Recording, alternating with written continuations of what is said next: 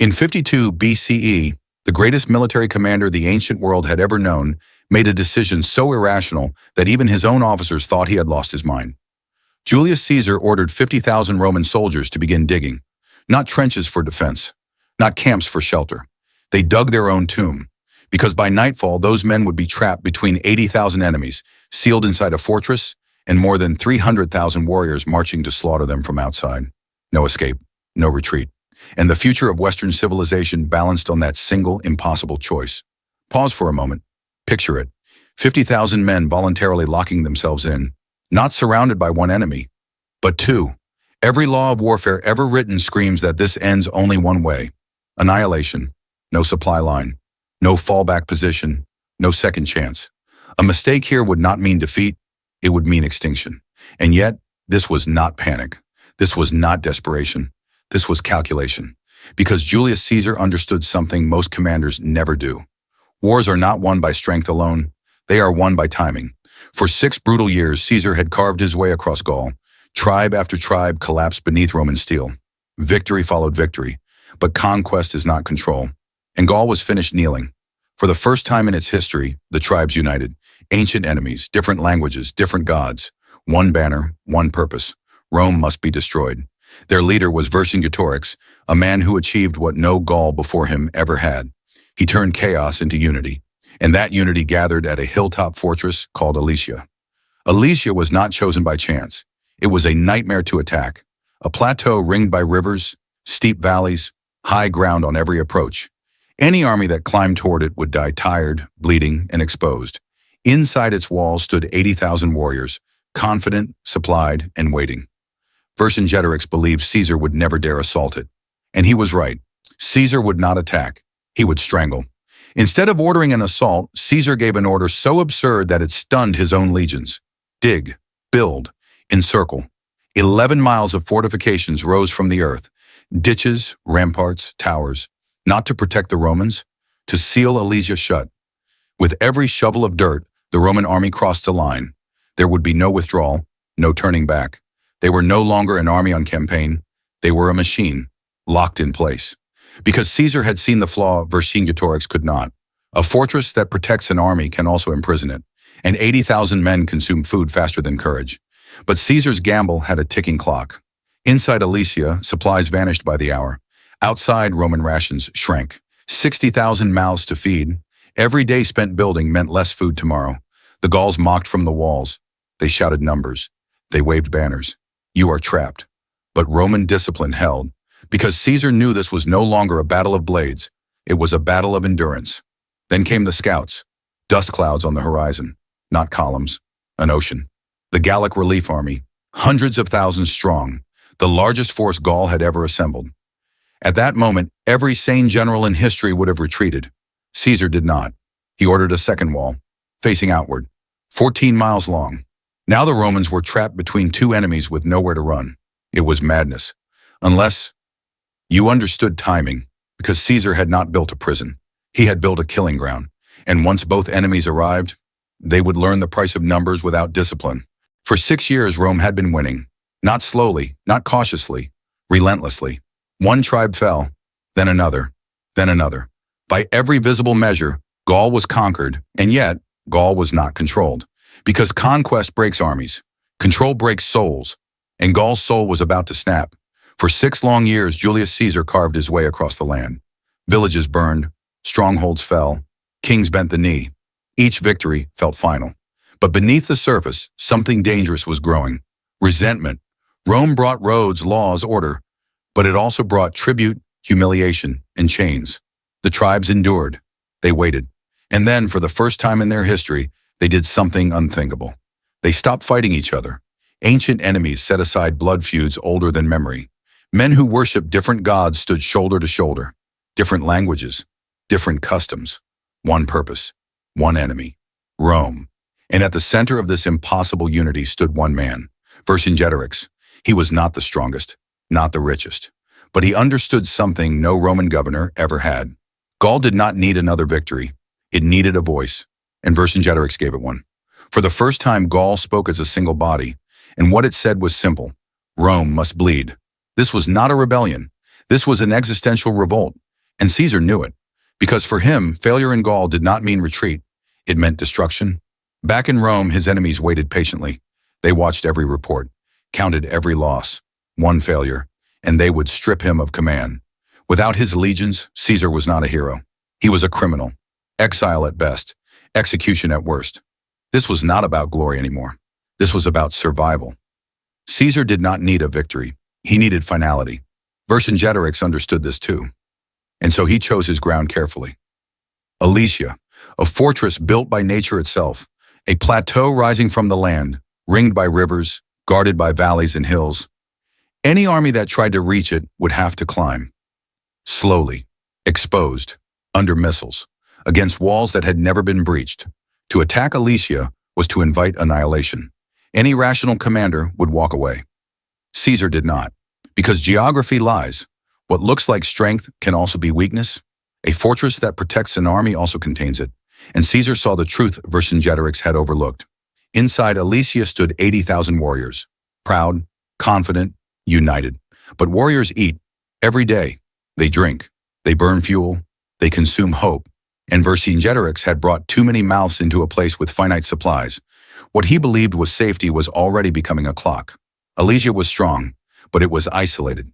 No fields, no escape routes. Once sealed, it would not starve slowly, it would starve violently. And Caesar understood this better than anyone. He did not need to break the walls, he only needed to close the door. Vercingetorix believed Alesia would save Gaul. Caesar believed Alesia would end it, because sometimes the most powerful fortress in the world is not a shield, it is a prison, and once the gate closed, there would be no way out. Caesar did not raise his sword, he raised a shovel, not to attack, not to charge, but to dig. And in that single order, 50,000 Roman soldiers understood something terrifying. This was not preparation. This was commitment. 11 miles. That was the length of the decision. Ditches cut deep into the earth, ramparts thrown up by exhausted hands, towers rising every 80 feet, watching every approach. This was not a siege as the ancient world understood it. There were no negotiations, no probing assaults, no patient waiting. This was a seal, and with every shovel of dirt, the Roman army crossed another point of no return. Because once the wall closed, there would be no retreat, no emergency withdrawal, no quiet admission of failure. They were no longer an army in motion. They were fixed, locked in place by their own labor. Caesar had turned his legions into a mechanism, a machine that could only move forward or break. Inside Alesia, the reaction was disbelief. 80,000 warriors lined the walls. They watched Rome bury itself alive. Laughter echoed across the plateau. Shouts followed. "You are trapped." From their vantage point, the Romans looked insane. A smaller force digging walls instead of escaping. But Caesar was not building for today. He was building for tomorrow. Because inside Alesia, the clock had already started ticking. 80,000 men consume food at a terrifying speed. Grain disappears, cattle vanish, water sources strain. What feels like abundance becomes scarcity overnight. And Alesia had no fields, no hinterland, no margin for error. Outside the walls, the Romans were not safe either. 60,000 mouths to feed. Legionaries, cavalry, horses. Every shovel of dirt burned calories. Every tower built meant less strength tomorrow. Every day spent digging meant one fewer day of rations. Caesar was not buying time. He was spending it. This was no longer a contest of armies. It was mathematics. Who would break first? The defenders, crammed into stone and timber, or the besiegers, locked into their own creation? The Gauls believed they knew the answer. They mocked from the walls. They waved banners. They counted Roman numbers and laughed. Because from above the Romans looked trapped. But Roman discipline did not crack. They dug. Under arrows, under insults, under the growing weight of certainty. This was no longer a choice, it was obligation. Every man understood the truth without needing to hear it spoken. If they stopped digging, they died. Caesar walked the lines, not shouting, not pleading, watching, measuring, because he was not racing Gaul. He was racing something far more dangerous than any blade or arrow. Starvation, the slow, silent killer that does not care about courage, that does not care about numbers, that only counts time. Walls rose, supplies fell, hope narrowed, and with every hour, Alesia became less a fortress and more a trap for someone. The only question was, who would realize it first? Then came the scouts, not shouting, not celebrating, silent. They pointed to the horizon, and the horizon was moving. Dust rose in a solid line. Not a column, not a vanguard. An ocean. The Gallic Relief Army. 200,000 men. Some said more. And in that instant, every Roman on the wall understood the truth. They were already dead. No army in history had ever faced this, trapped between a fortress behind them and a nation marching toward them. Any general with a pulse would have ordered a retreat. Fall back. Save the legions. Live to fight another war. Caesar did not hesitate, because retreat meant more than defeat. It meant the end of Gaul and the end of Caesar. Back in Rome, his enemies waited. They did not need to kill him. They only needed him to fail. Lose Gaul, and the legions were stripped away. Without an army, Caesar was nothing. A criminal. A man to be prosecuted, executed. This was not about pride. It was about survival. So Caesar chose the only option that offered finality. He ordered a second wall, facing outward, 14 miles long. The command spread through the camp like a death sentence. The Romans stared at the horizon, then at the ground beneath their feet, and began digging again. Now understand what this meant. The first wall sealed Alesia. The second wall sealed the Romans. There would be no escape, no fallback line, no corridor of retreat. They were no longer besiegers. They were entombed by their own engineering. This was no longer a siege. It was a gamble with extinction as the stake. The relief army drew closer each day. Columns stretched beyond sight, tribes from every corner of Gaul, different banners, different war cries, a nation in motion. And between them, 50,000 Romans with nowhere to run. The walls had to be finished before the storm hit. There would be no second chance. And so Caesar did something unprecedented. He did not merely build defenses, he designed a battlefield. These were not walls, they were weapons. First came the ditches, not shallow trenches, but deep cuts into the earth. Some flooded deliberately, turning the ground into mud and water. Momentum died there. Horses stumbled. Formations broke. Then came the pits, hidden, camouflaged. Sharpened stakes waited beneath thin coverings of brush. Men running at full speed fell screaming, not wounded, impaled. And then, iron spikes, driven into the ground at cruel angles, invisible, unforgiving. They did not kill quickly. They crippled. They slowed. They turned mass charges into chaos. This was not accidental cruelty, it was physics. Momentum multiplied by panic. Caesar understood something terrifying. Numbers are not strength. Numbers are weight. And weight, when it cannot move freely, destroys itself. Every obstacle forced the enemy to slow. Every hesitation created compression. Every compression became slaughter. The battlefield was no longer open ground. It was a funnel, a machine designed to turn bravery into liability. The more men charged, the worse it became. The stronger the assault, the deadlier the result. Caesar was not defending. He was shaping inevitability. Roman soldiers worked without rest. Day, night. Exhausted men collapsed at their posts, were dragged back to their feet, and handed tools again. Sleep became a rumor. Food became a calculation. Because if the walls were not finished, everyone died. The Gauls inside Alesia watched in confusion. The Gauls approaching from outside saw walls where none should exist. They did not yet understand. They believed they faced fortifications. They did not realize they were walking into a weaponized landscape. Between two walls, Caesar had created something new. Not a fortress, not a siege, a controlled apocalypse. And when the relief army finally arrived, they would discover the truth too late, that this was never a contest of numbers. It was a contest of preparation. And Caesar had already won before the first blow was struck. At dawn, hell arrived, not slowly, not cautiously, all at once. From the hills outside, the relief army surged forward. From inside the fortress, Alesia exploded. And for the first time in recorded history, an army fought a siege in two directions at once. The earth disappeared beneath bodies. Thousands ran forward together, screaming, shouting, believing speed would save them. It did not. Men vanished into pits they never saw. Wood snapped, bones shattered, sharpened stakes punched through flesh, pinning bodies where they fell. Those behind them had no room to stop. They tripped, they stumbled, they died on top of the dying. From the walls, Roman artillery answered. Bolts screamed through the air. Arrows darkened the sky so thickly men later swore the sun vanished. Shields cracked. Helmets rang. The walls shook under the weight of ladders and bodies. And still, they came. Inside Alesia, Vercingetorix gave the signal. 80,000 warriors surged toward the inner wall. They had waited for this moment. One push, one fracture. If the inner wall fell, Rome would be crushed between two blades. The noise became unbearable.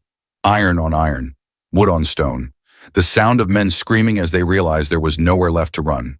For hours the Romans held, rotating ranks, plugging gaps with exhausted men. But numbers do not get tired. Men do. And then, in the northwest section, something began to give. 60,000 attackers against 10,000 defenders. 6-1. The wall buckled, shields shattered. Men fought with broken weapons, with bare hands, with teeth.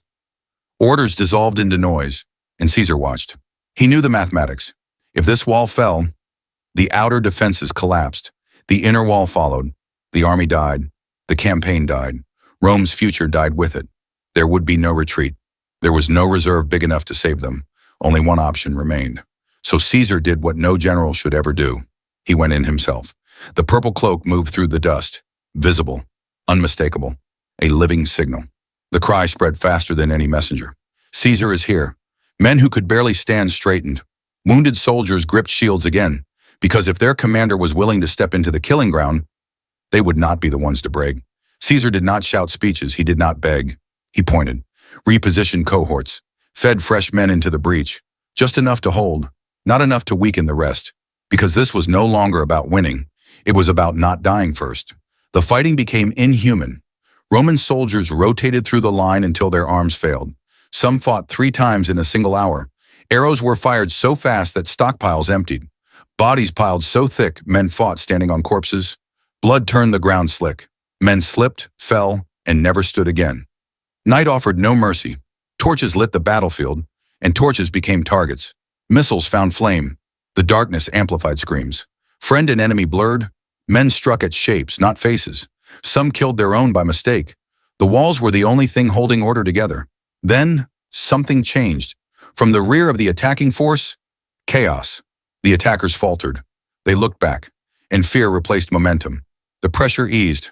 Not much, just enough. And Caesar felt it. He pressed. One last effort, one final rotation. Because battles do not end when one side runs out of men. They end when one side runs out of belief. That moment had arrived. Exhausted Romans still stood. The attackers hesitated. And hesitation, inside a killing ground, is death. This was the moment Western history balanced on a knife edge. One wall, one decision, one man refusing to retreat. Because if Caesar fell here, nothing that followed would exist, and the world would look very different when the sun rose again. It ended in seconds, not with negotiation, not with mercy, but with collapse. 3 forces collided, and history snapped. Roman infantry surged forward. Fresh reinforcements slammed into the breach, and from behind, cavalry, fast, unrelenting, merciless. The attackers had nowhere to go, pressed forward by their own numbers, blocked by Roman steel. The killing ground closed. This was not a battlefield anymore. It was compression. Men crushed against men, bodies piled until movement stopped. Those in front could not advance. Those behind could not retreat. They screamed. They clawed. They suffocated. And Roman discipline did not yield. The relief army had come to save Gaul. Instead, it found itself trapped inside the very mechanism designed to destroy it. Momentum died. Formation shattered. Command dissolved. What remained was instinct, and instinct chose survival. Then, the line broke. Not a retreat, not an ordered withdrawal. A rout. Gaul ran. 200,000 men turned at once. Weapons discarded. Banners abandoned. War cries replaced by panic. The greatest army Gaul had ever assembled collapsed into flight. Men trampled allies to escape. Horses ran down the wounded. Roman cavalry pursued without mercy. The killing continued until exhaustion, not restraint, ended it. Inside Alesia, they saw everything. From the walls, Vercingetorix watched his relief army vanish.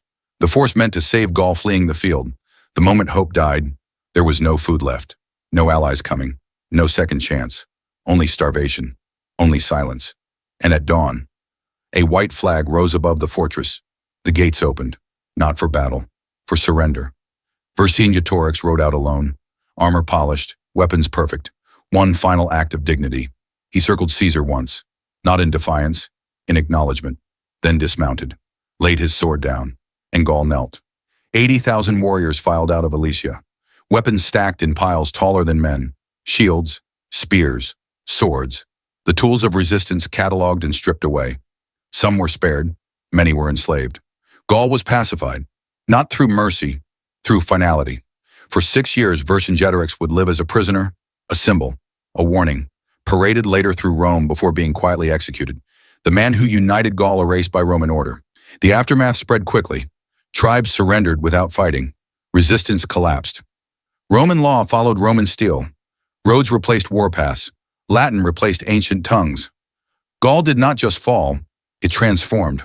The walls of Alesia became doctrine, studied, copied.